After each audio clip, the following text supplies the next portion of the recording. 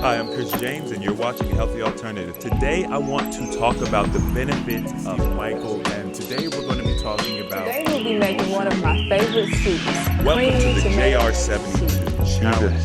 I am Animated Mel, and I am your mental and wellness coach for As always, perfection is not needed, but consistency. We must is first guys- lovingly accept what is. You can't heal a body you hate.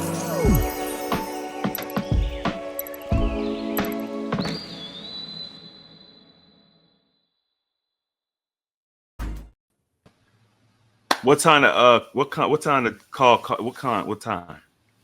What? Start over. What time does the live start?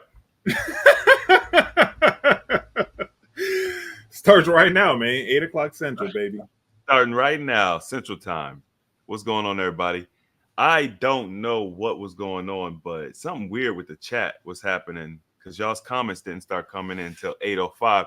I'm like, where's everybody at? That's what time they started, man. You think so? That's when they started? That's when they started, man. No, okay. Yeah, we're gonna wear y'all out this week, man. We got lives going all week long. Got Steve just got off a live. I told him we got 45 minutes, man. That's all I can do. Hey man, I got a cool topic for y'all today, man. I came up with it a couple hours ago. And I was just thinking, what? How is it better if I come up with the topic yesterday? Nah, man. That's how AJ rolls, man. We come up with them right before. Right before, or sometimes not at all. It's an organic process. You want to. It's like breaking news. You know what I'm saying? You want to be the first one to deliver breaking news. So when I schedule my live streams, I think about I just think there's an energy, something. It's a topic I need to talk about. Today, it was one of the topics I really do enjoy. Today we're talking about failure, but from a different perspective. We putting a twist on it because I want you all to start thinking about what if failure was not an option? What if you could only succeed?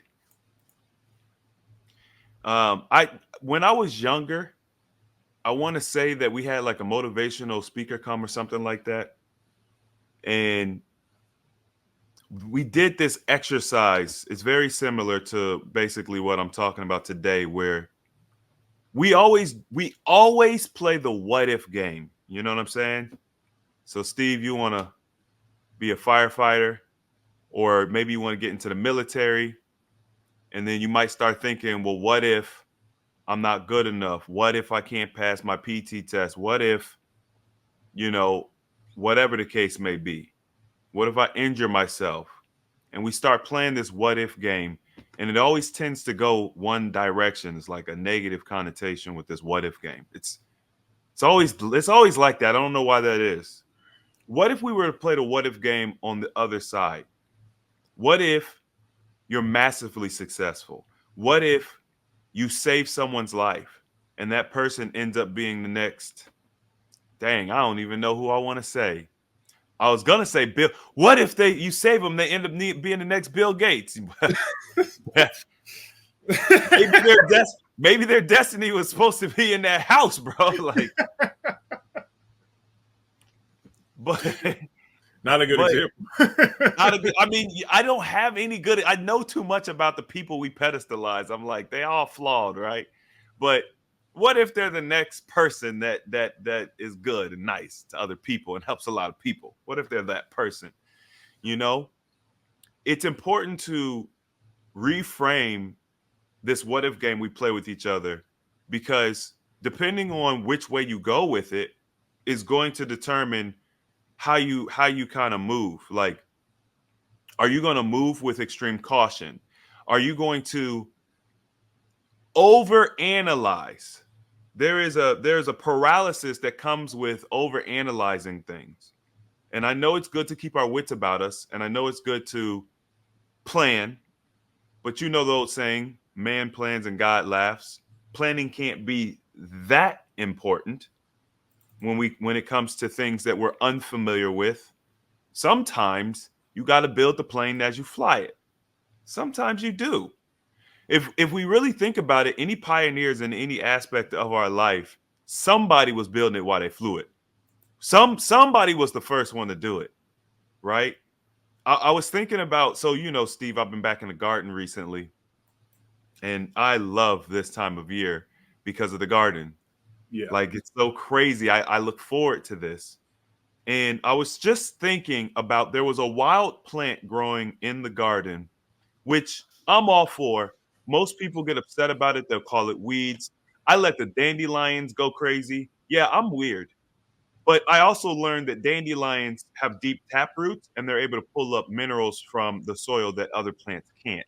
So I let wild plants grow as much as I can. One of the wild plants that I was researching, I think it's called hemlock. And it is apparently poisonous. It's a toxic plant, whatever. I don't know. They're always saying something's toxic. I think it's less that it's toxic and more about not really understanding how to use it. But it got me thinking, when we think about like herbalists and herbology and all the things that we've learned from plants, someone had to be the first one to just put that leaf in their mouth. Like, I was thinking about, like, who wants that job? Like, you're the one out here tasting random plants, eating random mushrooms, and classifying them. Like, how do we know the mushroom is toxic? Because someone got sick from eating it. Someone started hallucinating, right? So somebody has to be that crash dummy.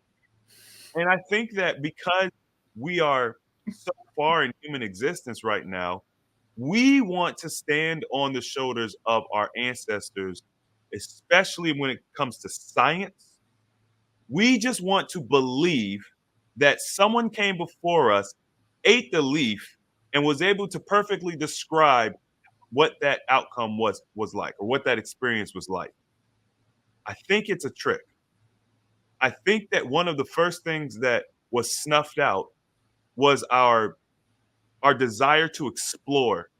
Like, when you think about young children, they want to explore. They want to go outside.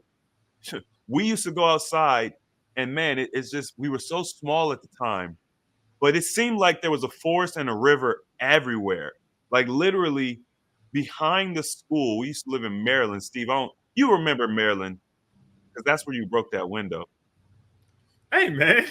Hey, you remember that window? You mean the big glass sliding door? A big sliding glass window. Yeah, I was mischievous.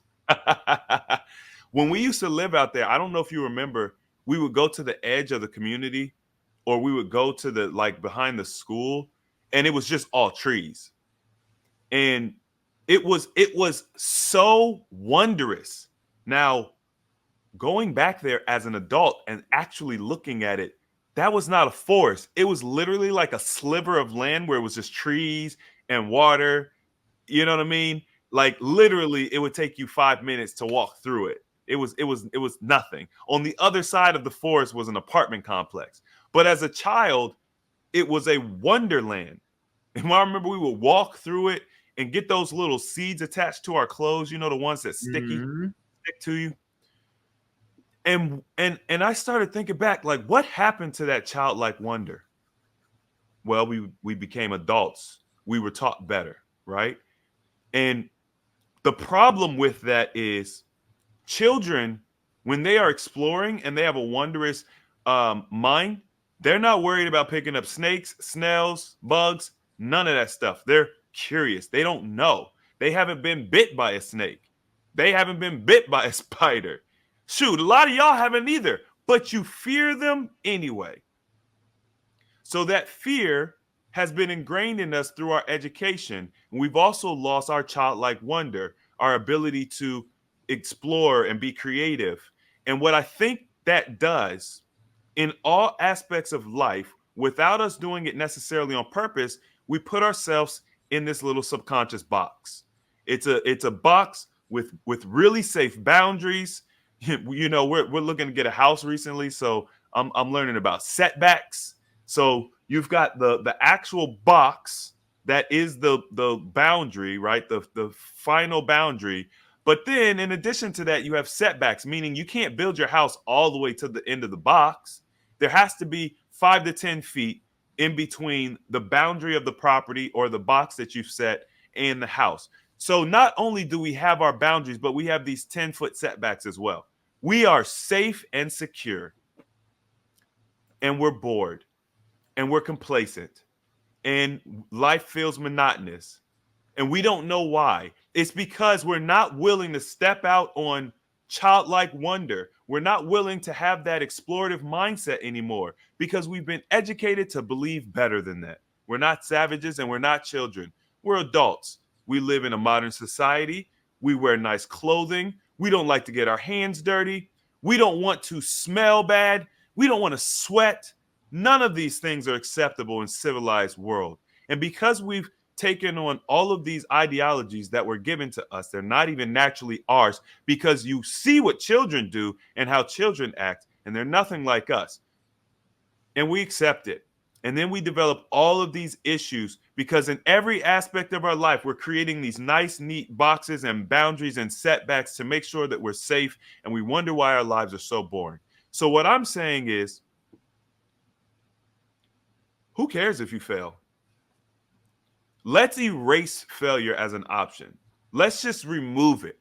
It's a non-factor. Doesn't exist. There's no such thing as failure. Any type of failure that we would typically experience in life, we're going to reframe it.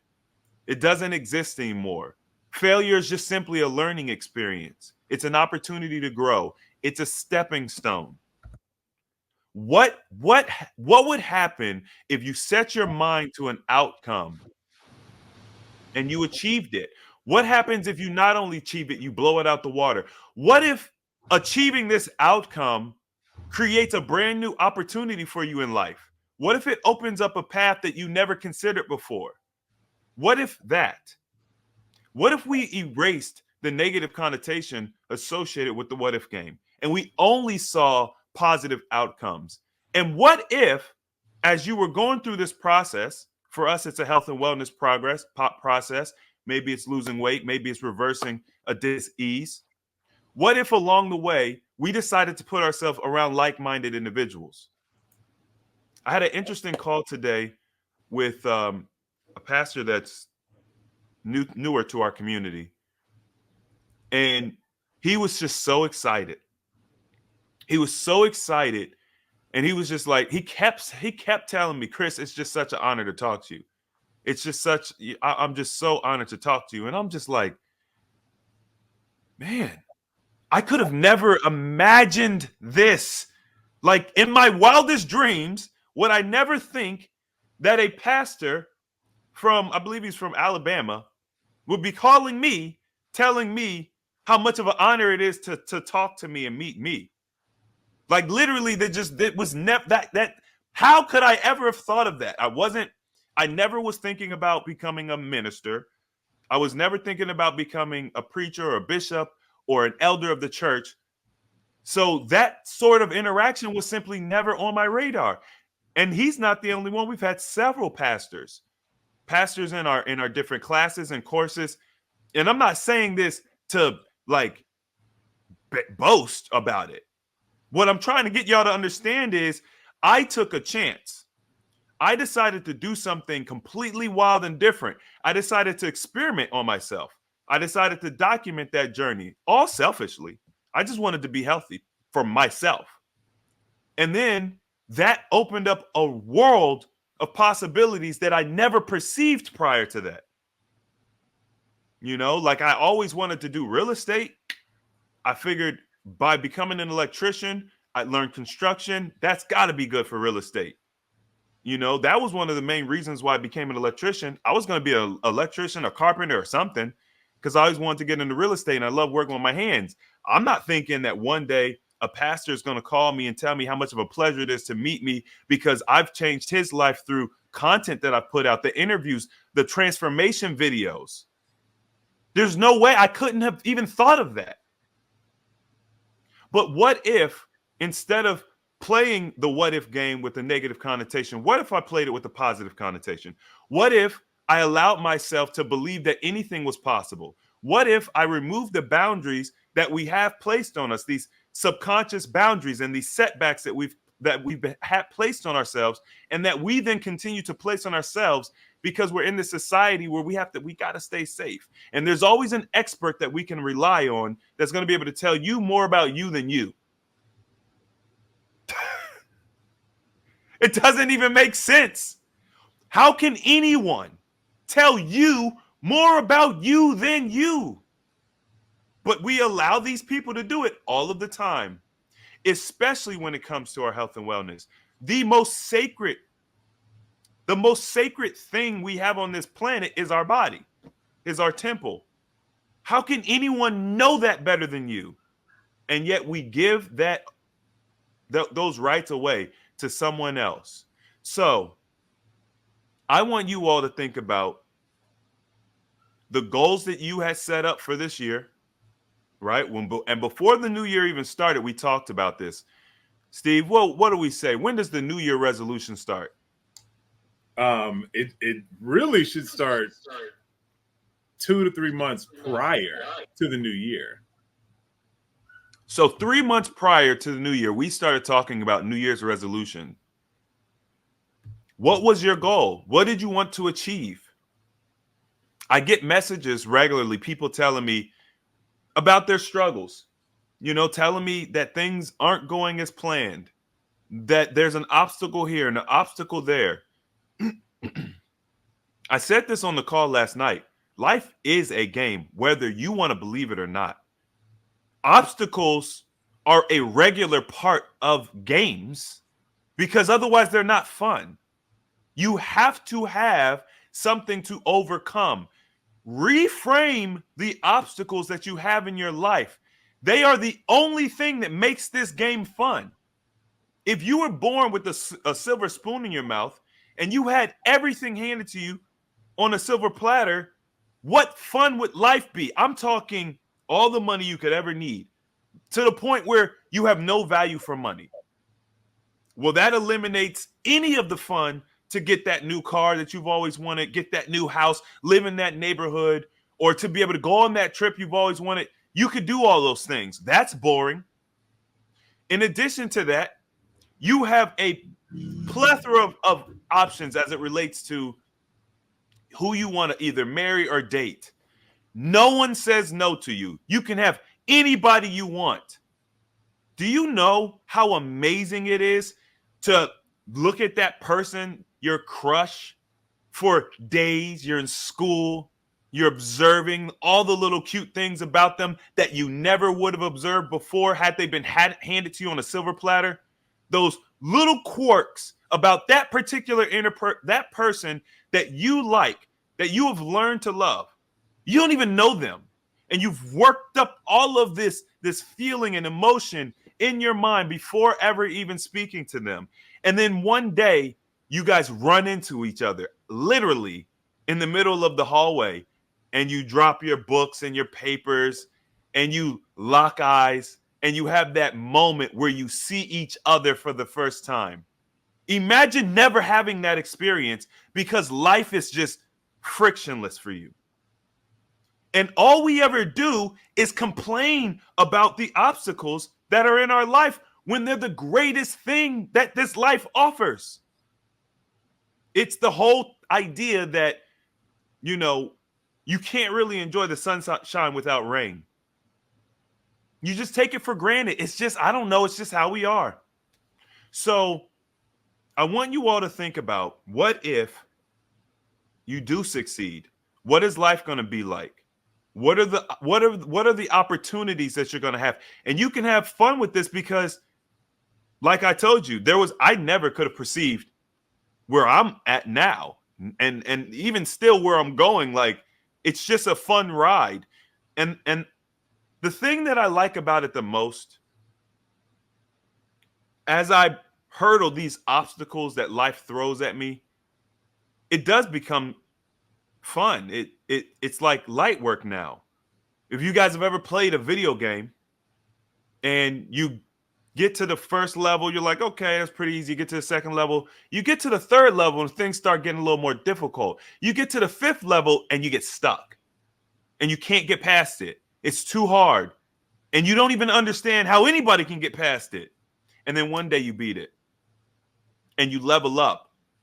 And now, next time the game throws you a stage like stage 5, you're not stuck there anymore. And there's some type of a sense of accomplishment that comes with that, you know? So every time you hurdle another obstacle, you're leveling up. It's another tool that you're putting in your belt. It's allowing you to be more efficient and go to higher heights. Imagine again that you're that person with the silver spoon in your mouth. You're probably not going to have the greatest character. Why? You've never had to work on developing it. You've never had to work on working your way up to speaking to someone, being an interesting person. You have the world at your fingertips. You've experienced everything, but you can't even convey it. You don't know what it's like to not have it. You take every experience for granted. What an awful existence. Be grateful for the obstacles that you have. Be grateful for the fact that you struggle. Be grateful for the things that you call failure, because they're going to help be the building blocks to your ultimate success, but not just the success. It's the enjoyment of the success you've obtained. Stephen?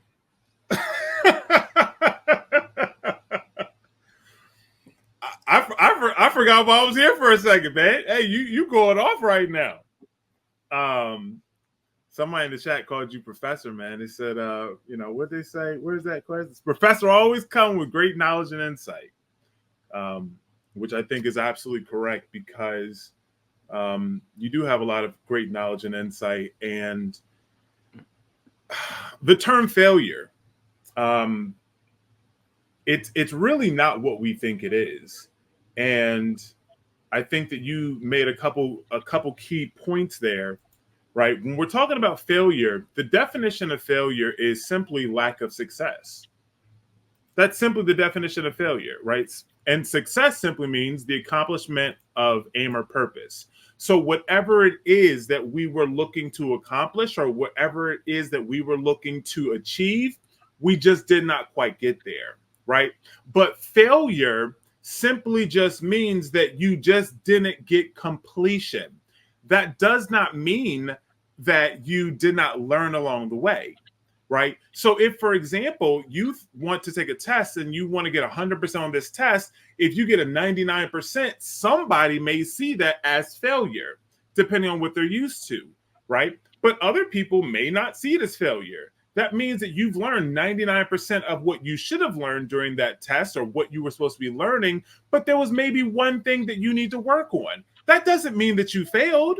Failure is something that really is a really big deal.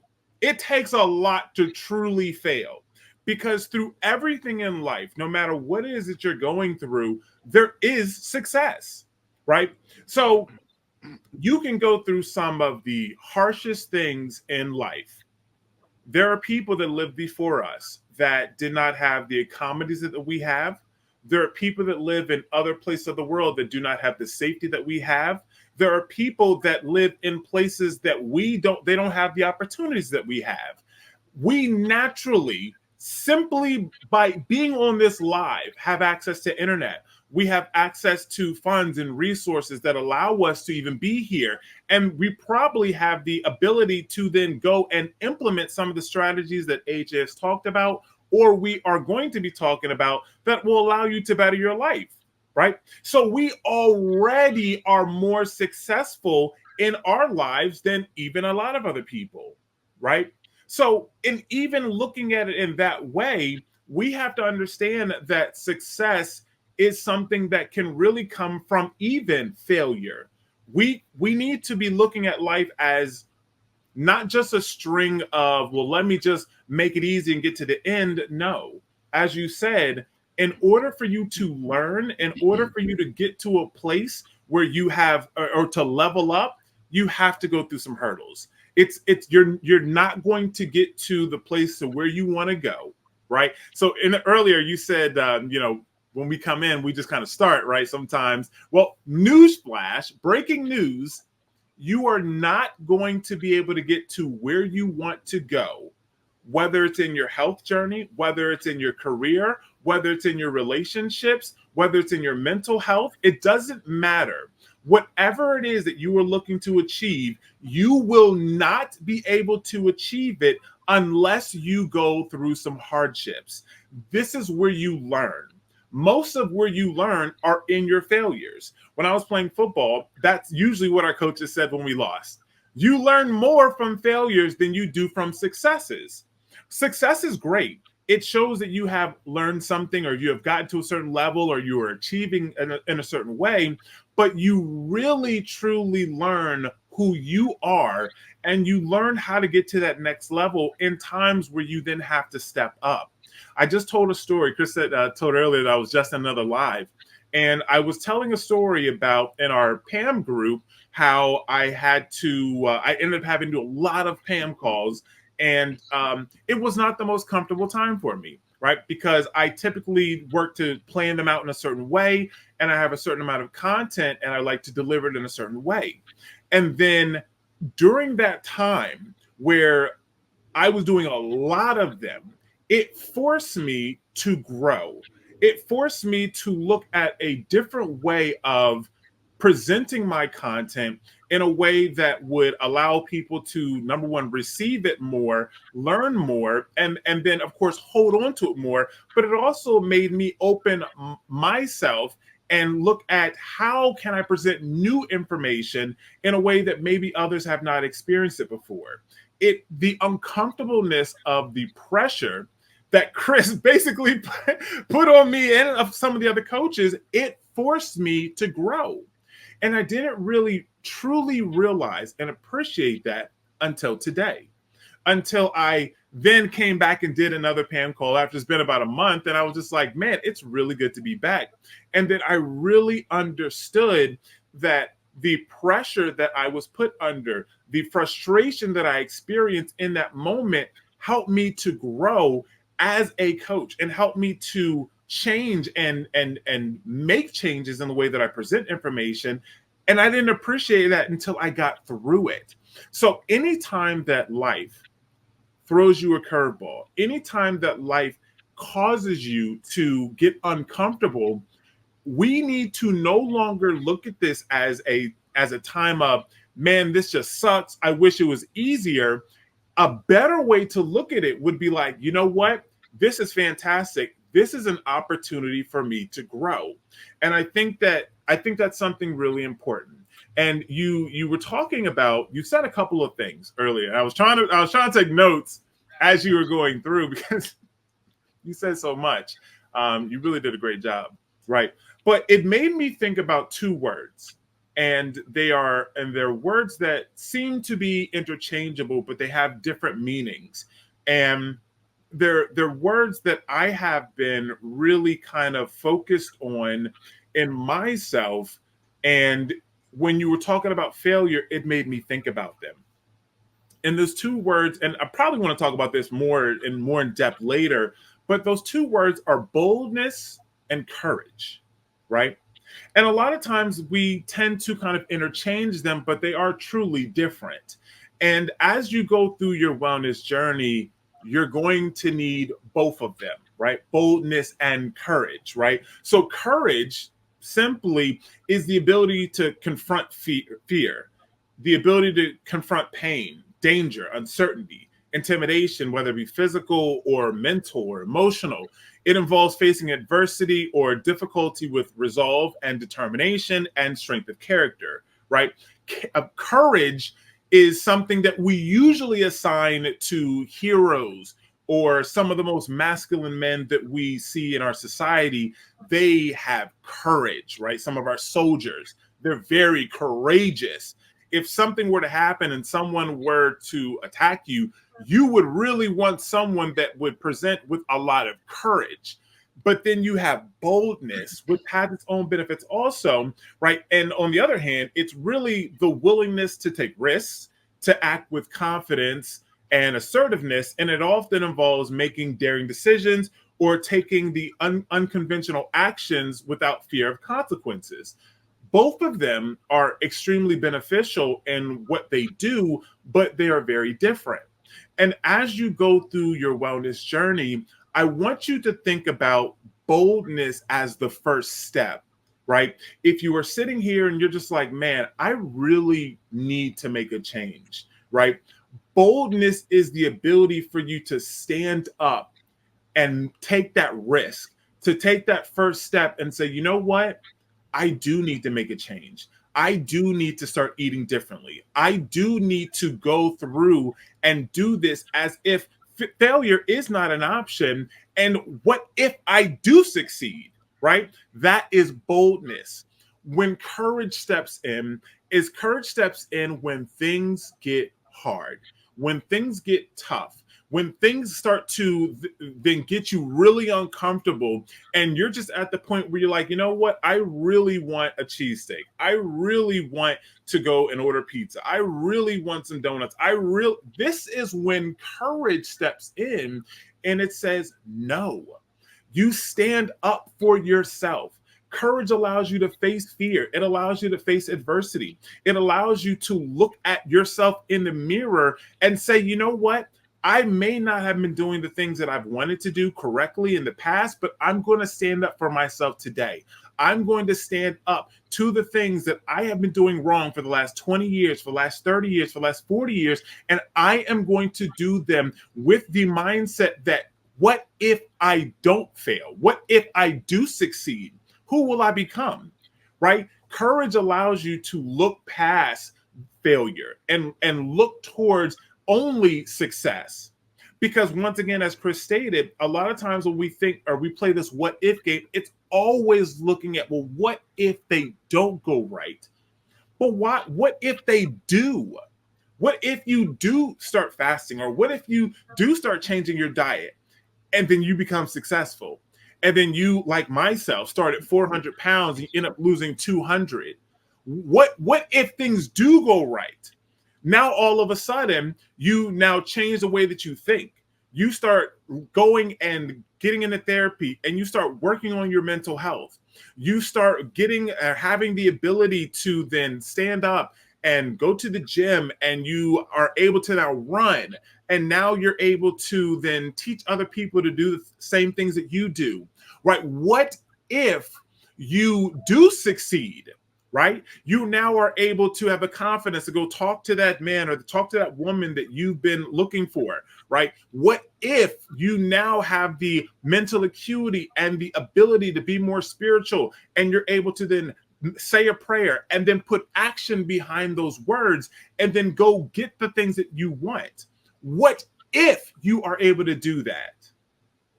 We all the time think about the negative or what may happen if we don't.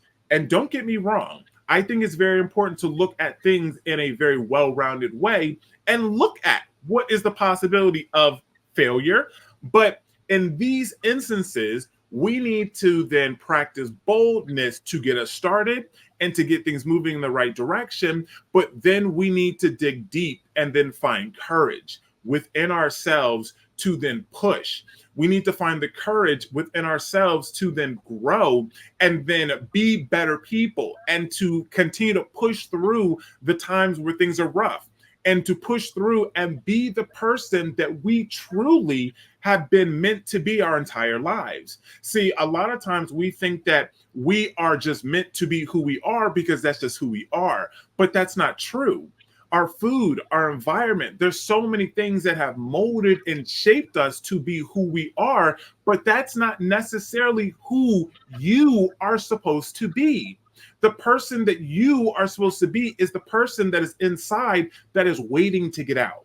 The person that is inside that is just quietly sitting there, watching life go by, just waiting their turn to come out. And unfortunately, for some people, that person never gets out.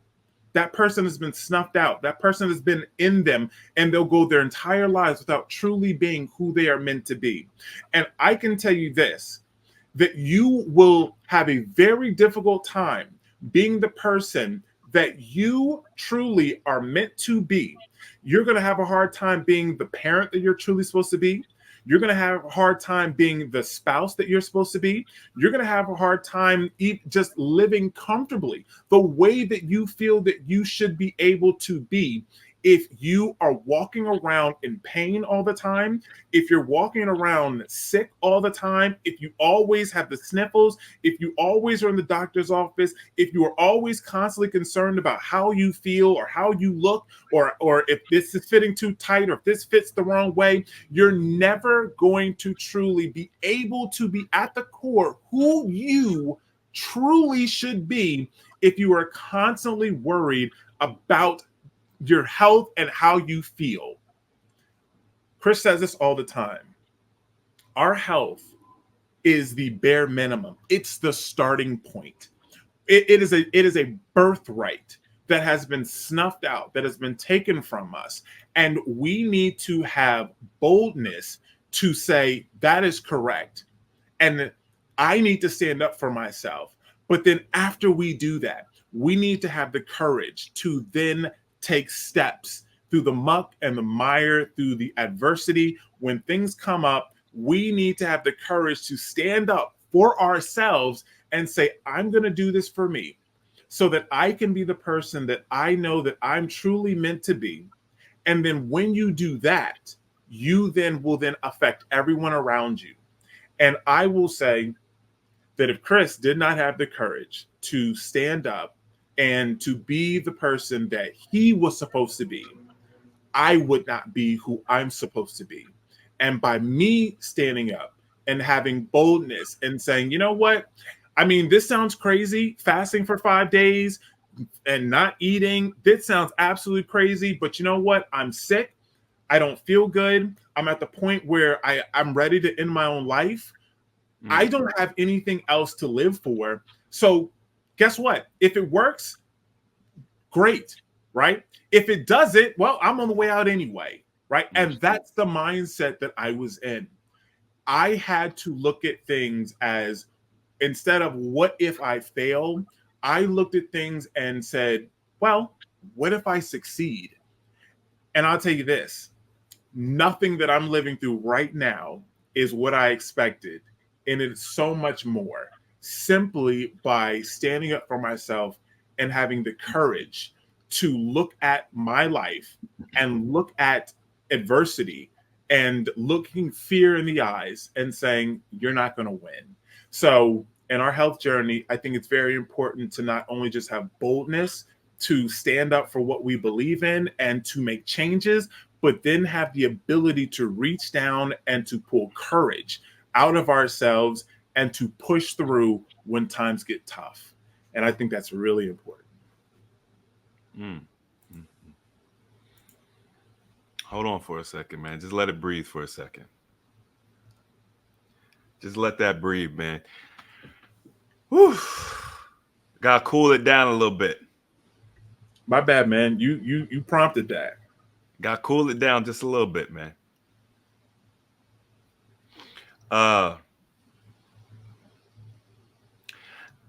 Listen, y'all. It is a tough reality, but there are people out there that are living a game of life or death. Right now, they're battling with themselves. We have had so many people message us and talk about their battle with, wanting to basically end it all. Or as they say nowadays, unalive, because they don't want to get censored. And that's another part of the game. But it is important to understand that you were not put here or created for a life of scarcity and meagerness and want and lack. I need you guys to understand, and this was one of the things that really helped me be able to feel that the words I'm saying are really true. It's really seeing the abundance in nature. This is why I love getting into my garden, and I love to observe nature, whether it's snails or squirrels or those freaking mayflies that are literally everywhere and seem to have no purpose. But I'll tell you one thing, they're abundant. You get yourself a fruit fly Infestation.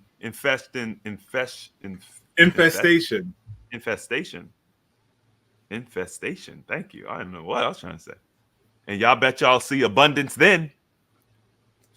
The life that we live, the life that we should be living is one of abundance. And so if you are lacking in abundance, then there's room for improvement. And like Stephen mentioned, I always like to bring to the forefront, our health and wellness is literally a basic right. But without that, it's hard to even see abundance in the rest of the world. So let's get there first, and then let's just enjoy the journey. Someone made a comment, and I was going to address it at the time, but I'm a swing back to it because I don't understand this comment. I don't know what it was meant to do or why it was made. But when I was talking about life being a game, this person said, "Want to tell the people of Ukraine that life is a game."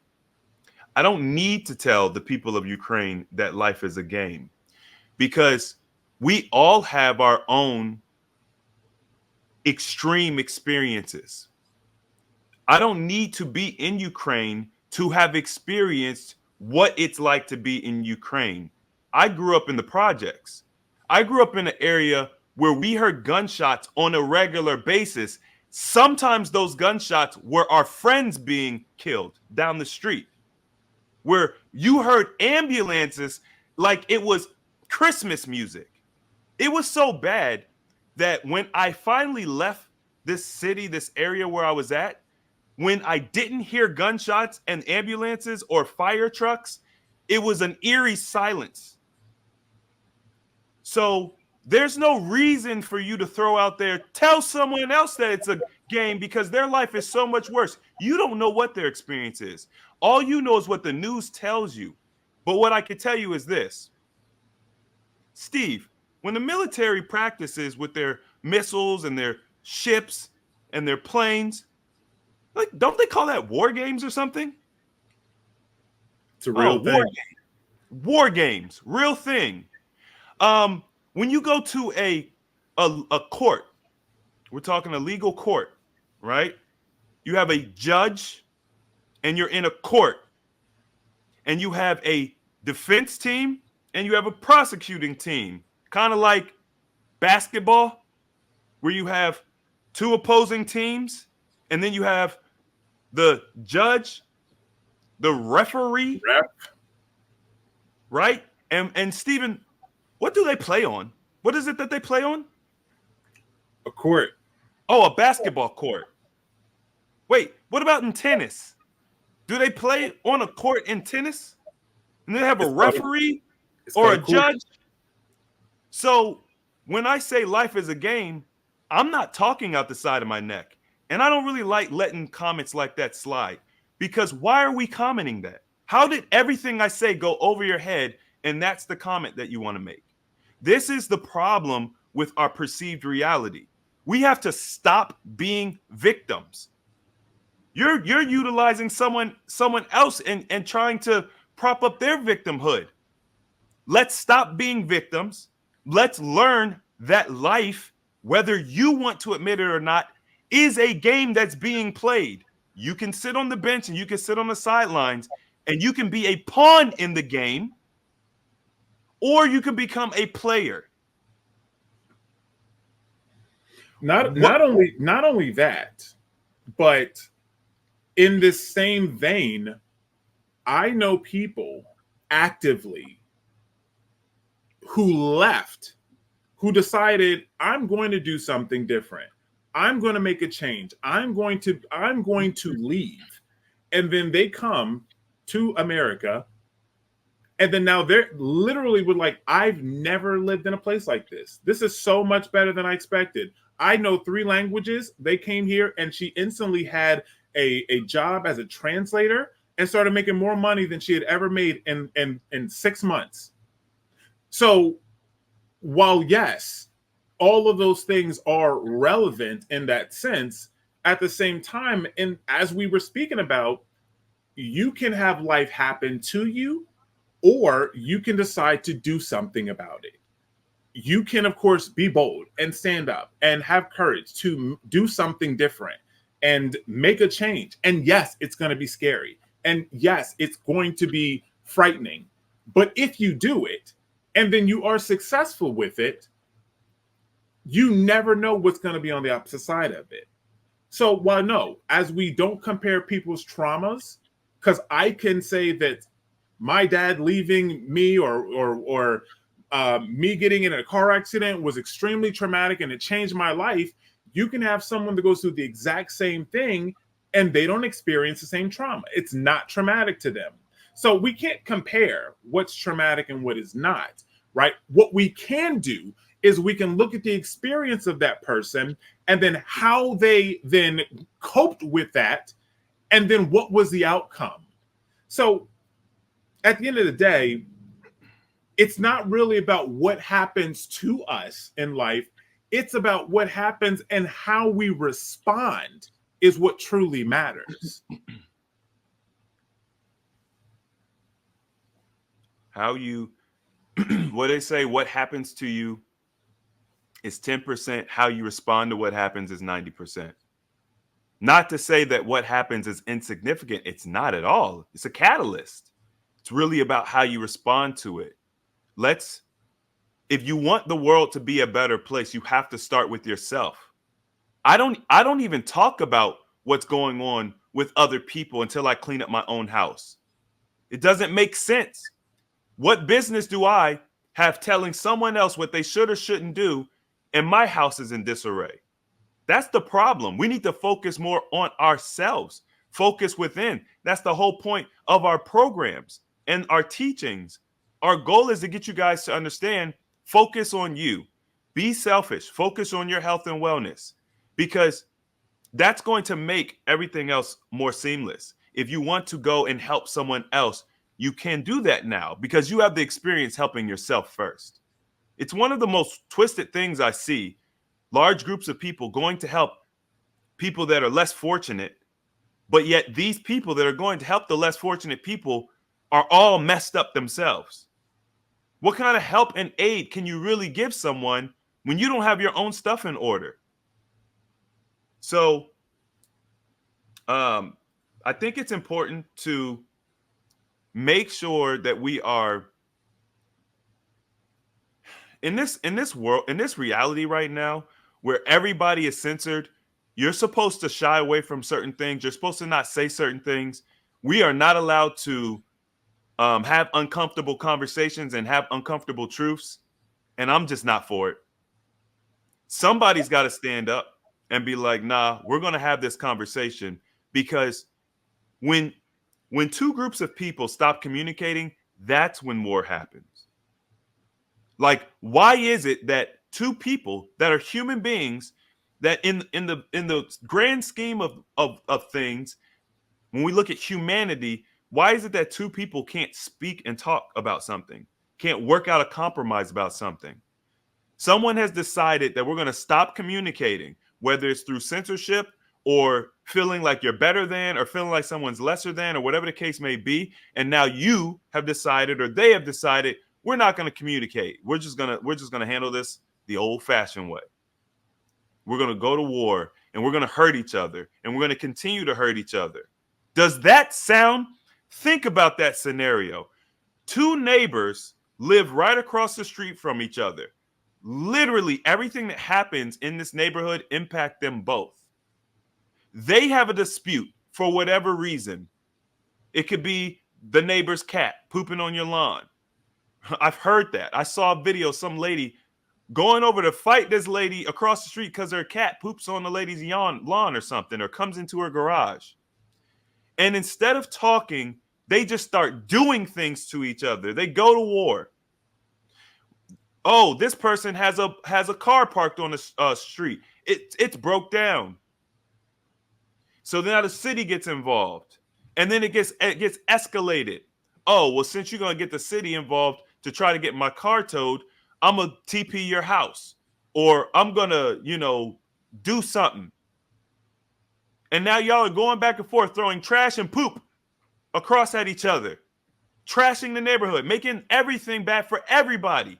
Does that sound like two healthy individuals? Do you think that maybe if those two individuals worked more on themselves, worried about their own PTSD, which a lot of us have, by the way, worked on their own anxiety, worked on whatever they had, their poor relationships, their mommy daddy issues, do you think if those two individuals would have worked on themselves first before interacting in the commonplace, that that interaction might have gone a little different? Hey, I just wanted to let you know that your cat's been coming over and like pooping in my lawn. It's crazy. I don't know if they like my grass better or whatever. Is there a way that you can maybe monitor your cat, or make sure that they're not coming over my? Oh yeah, that cat gets out sometimes. It's not even supposed to be. It's an indoor cat, and they get. I'll make sure it's my son. He opens the door, and I'll make sure that I keep the cat away from the door when my son goes outside. So I think we could learn a lot from really simple examples, because all of the war, everything that we've experienced, all of the back and forth, it all comes from really small disagreements. People not understanding each other, people projecting on each other. And my message is, let's focus on ourselves first. Let's be better people before we go and interact with other people. Or if we're going to interact with other people, let's give grace, knowing that people aren't fully developed, knowing that people have trauma. Some people are never going to focus on fixing themselves, and that's okay. That's a them problem. But if you don't react in a way that fuels the flames, they'll go out.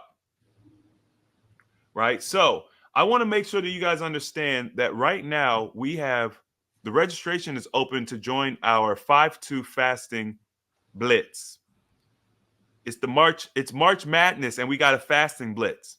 Coach Mel said, I didn't know you could blitz in basketball. I said, I didn't either. But we're doing it anyway, man. We got a full court press going on. Full court press. We have the next 3 weeks, starting on Sunday, the next 3 weeks, we are going to go over the preparation. We're going to go over the fasting cycle, so you'll learn about the 5-2, and then we're going to go over how you guys need to refeed and come off of it. I think that, with doing a 5-day fast on a cycle like this, it's going to really help bolster the weight loss that you guys want to see. It's going to help bolster getting your blood pressure under control. It's going to help bolster that spiritual enlightenment, because like I said on yesterday's call, you have to fast longer to get to different areas of different benefits of fasting.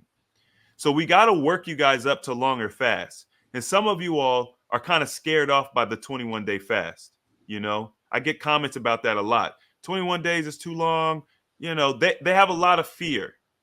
What if you just joined the 21-day and then you just went as far as you could? What if you completed the 21-day, not ever thinking it was something you could do? I talked about Kyrie Irving last night, who I guess he's basically my favorite basketball player, not necessarily because of his skills on the court, which are not to be undermined, but just who he is as a person. I like his spirit.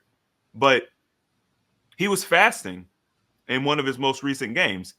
He was on a 48-hour fast and dropped 35 points, playing in a sport at the highest level.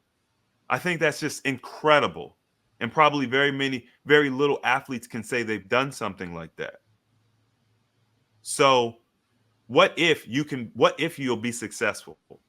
And what if you will show yourself that you're able to do something that you never thought you were able to do? And what if it opens a door for you to then venture out and explore that wondrous mind, that childlike wonder that you used to have, that you were born with, that was snuffed out by modern society and sophistication and being civilized?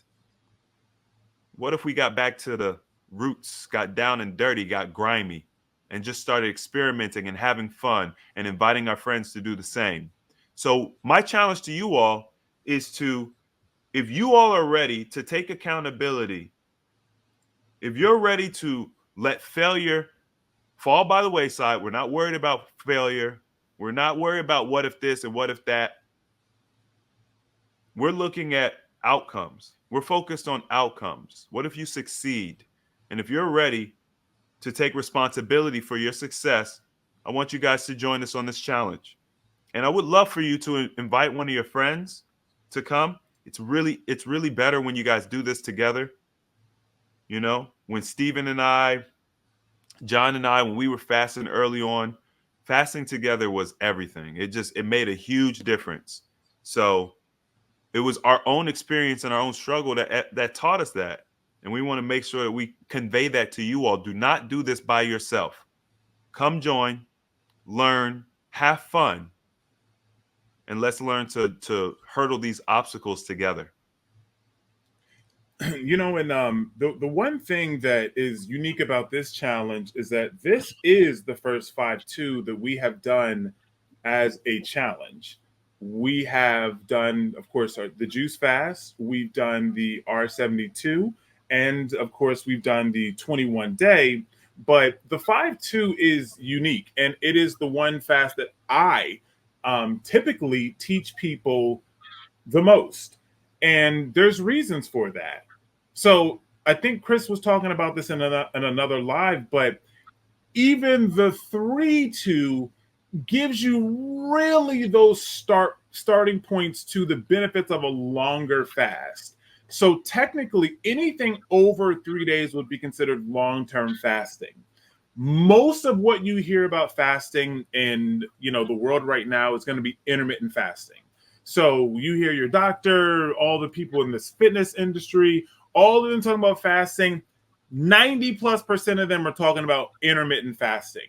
But when you start to get into 3 days, you really just begin to get into the benefits of long-term fasting. When you start to hit 5 and then 7 and then 10, and then you do that on a schedule, it really changes the game.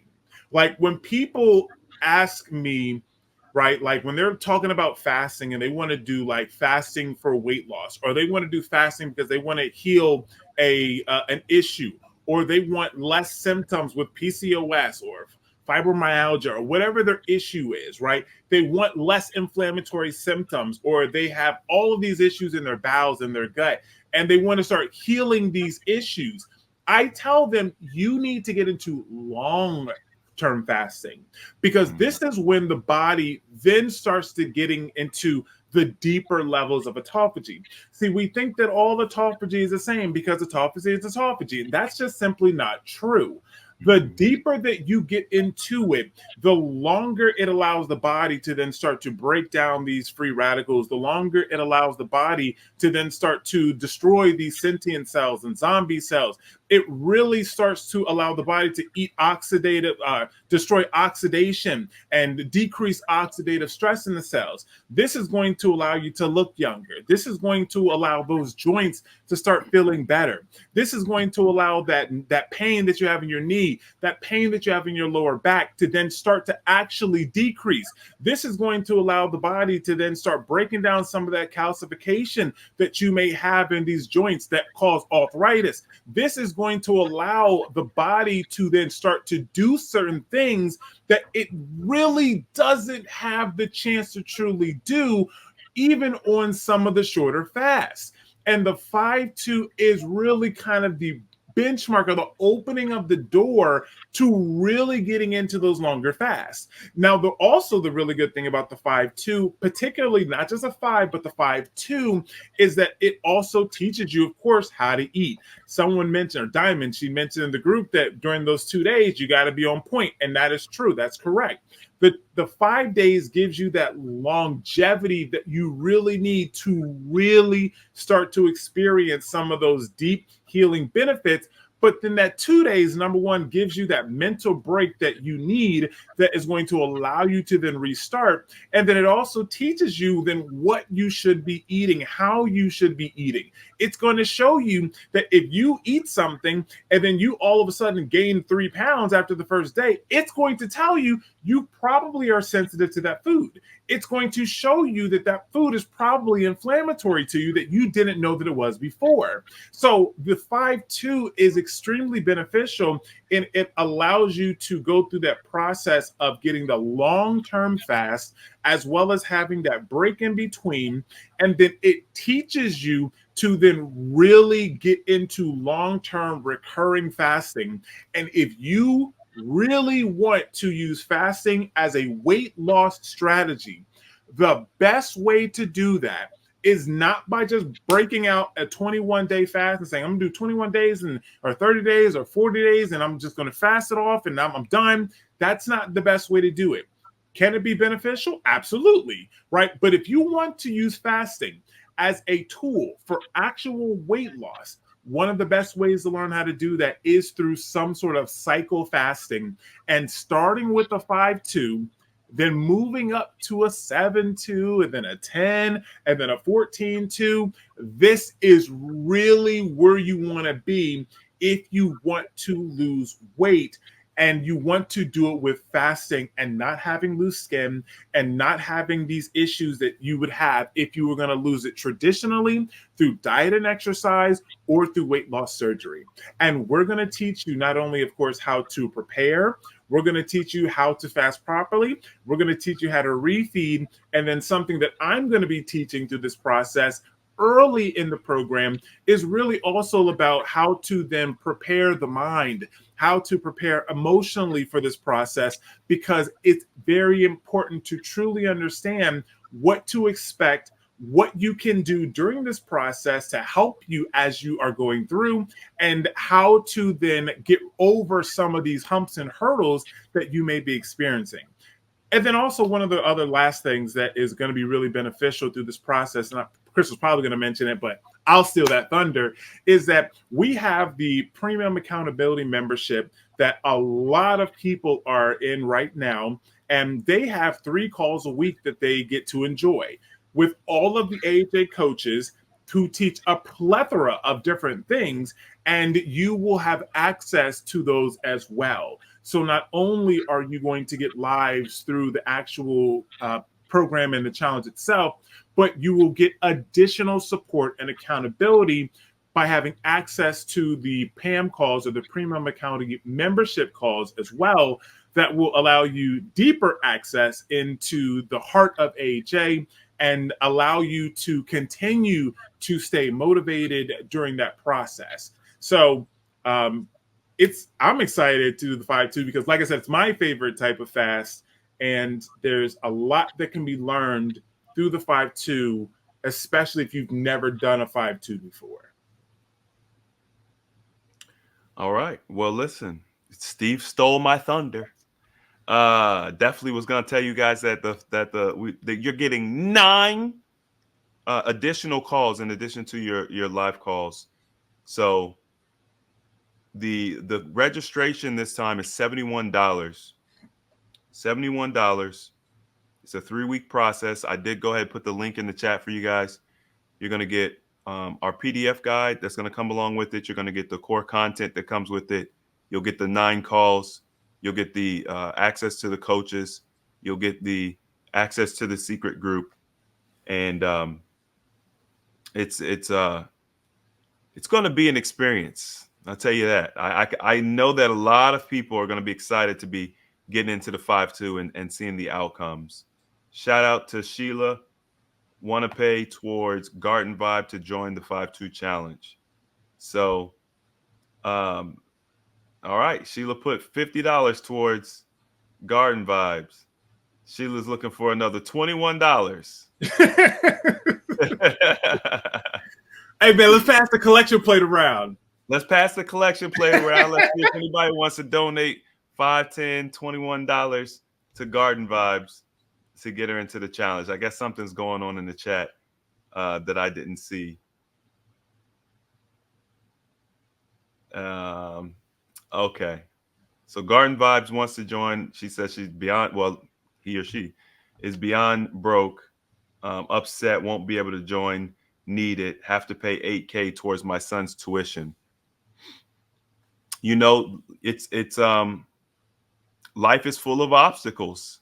This is exactly what we were talking about earlier. Isn't it interesting that putting out that positive energy, putting out that call for help got you $50 towards your challenge. We'll see. We'll see if nobody else wants to donate. We'll see what we could do. Maybe we'll get you like 3/4 of the challenge, Steve. What you think about that? I mean, Paula said, I will take care of the remaining. Coaches, how do we make this happen? There you go. Oh, Oh, yeah. Sheila came through. She came through. She said, "Y'all playing." Wow. Hey, man, listen, I'm going to tell you what, man. That is AJ through and through. I mean, AHA through and through. It is a testament to Chris. I'm gonna give you this. It's a testament to you as a person, and it is a testament to your heart and the people that you have attracted to AJ. And I think that's awesome. The community that we have that helps each other, and you know, the interesting thing is that because someone so publicly took care of that for you, there is going to be an amazing amount of pressure on you now. Oh my goodness. To now be successful. People gonna be asking, hey, where's Garden Vibes? Hey, right? They're gonna be in the chat. Where you at? How you doing? Right? People know who you are now. They're gonna be looking for you, right? And pressure makes diamonds, baby. So I think that's awesome. That's incredible. That's incredible. You're right, man. The love. We host events as well. For those who don't know, we had our last event in August, and it's just such a welcoming, loving community. It's incredible. And if I got to take credit for that, I'm not mad at it, you know. But what it comes from is, like I mentioned earlier, really focusing on myself first. I wanted to put out a certain energy towards the community. I wanted to make sure that, you know, when you guys go to the comment section of my videos, you don't have a whole bunch of trolls and people talking nonsense and trying to discourage. If you guys go to my comment section and you look, you will see little to none of that. You'll see little to none of it, because I put the energy, a protective energy, out over this platform, because I want a space where people can come and get what they need without all of the extra nonsense. There's already too much nonsense going on. You know, you turn the TV on, you turn the news on, there's always some nonsense going on. And it's just like, when are we ever going to get a break from this? I'm going to make sure, Garden Vibes, make sure that you email me, okay? Email me at support@ahealthyalternative.org. All right? Email support@ahealthyalternative.org, O-R-G. And let our support team know that your registration was paid by Sheila on the most recent live stream, so that we can get your information and we'll get you in the challenge.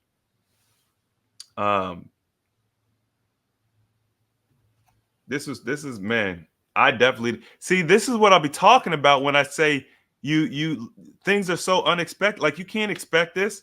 I never saw this coming. I never saw anything like this coming. Something to support the gentleman. Thank you, Jay. We really appreciate that.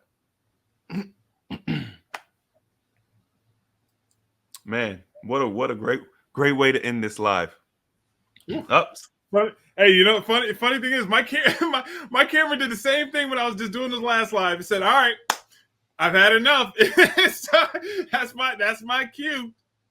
That's it. All right. Well, listen, y'all. Thank you for your time and attention over the past hour and 10 minutes. It has been our pleasure to serve you all tonight. If you got something good out of this, hit the like button.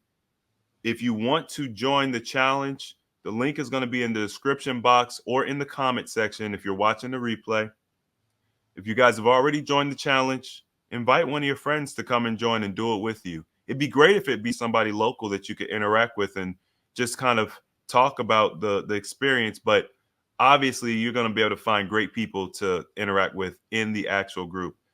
Before we leave, I'm gonna put a link in the chat for anybody who just wants to interact more with the AHA community. I'm going to put in a link to join our private membership area. Uh, it's a free community for you all. Okay, invitation is in the chat, and we're going to go ahead and call it a wrap tonight. Steve, man, you've been working hard tonight. That I know, man. Chris got me working double duty. Listen, guys, that's the first time that has ever happened in that way, and I just think that it is once again a testament to AHA, the community, and for anybody that was sitting here and you listened to Chris talk about failure and you listened to me talk about courage and boldness and obstacles and how obstacles are going to be in your way. But then if you can find a way to overcome them, you never know what's on the other side. And why, yes, I made a joke about how that, how they will, all eyes are on them now, but I'm serious also. When you have something like that happens and you have a situation where you have to now perform, this is where you're going to get the most benefit. When you take a step and you enact boldness and you step up to the plate, when you feel like there is nothing else left, that is when you get the most outcome. That is when you get the most benefit. When I stepped up and Chris came to me and said, I want you to start fasting, I was literally at my wit's end. And that is what I needed in order for me to get to where I am now. So look at your excuses, pile them on top of each other, and then those excuses should be now 5, 10, 20 reasons why you do need to do this. So you haven't seen the rest of us, as Chris said. We're going to pile it on you guys this week. And we have a lot of good content that's going to be coming, of course, during the challenge as well. And I have already begun to prepare my lessons during this challenge and the lives. And if anyone has ever been in the challenges, and if you like the way that every coach is a little different, but if you like how I do my coaching, you're going to get a lot of Steven during this challenge. And that's my promise to you. All right, y'all. Thank you very much. We're out of here. Good night.